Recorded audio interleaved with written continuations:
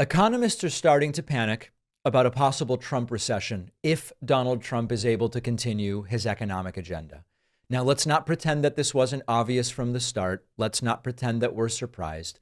Donald Trump's economic approach of chaotic trade wars and aggressive budget cuts and pandering to right-wing populist rhetoric, it's always been a recipe for disaster. But we've been hoping that he simply won't actually do the stuff, either because he'll change his mind or it just won't happen or someone will talk him out of it.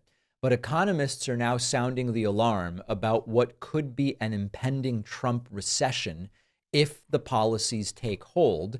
And just a basic understanding of economics makes it easy to see why.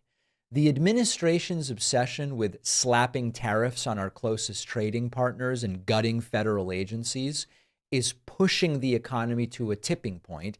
Predictably, drastic cuts and reckless policies that play well on right-wing media, especially before an election, but fail in the real world. And let's go down the list. If you tariff Canada and Mexico 25% on key imports, you choke the North American auto industry. You disrupt supply chains. And so this makes companies pull back on hiring. The job losses stack up, and then fewer people have money with which to buy stuff, and it's a demand-side disaster. You then look at the budget cuts, which now they are talking about. The Trump team has gleefully been slashing funding from critical agencies, typically based on ideology, not on actual economic reasoning. They gutted NOAA, the National Oceanic and Atmospheric Administration's budget, because they published climate data.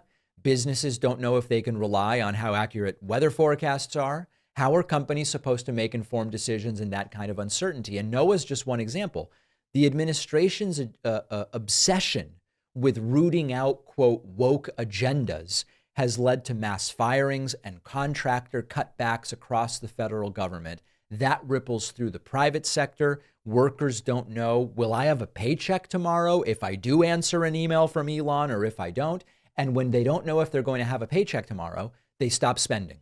When companies don't know if their projects will be funded next quarter, they don't invest. And that's how you set off this cycle of contraction.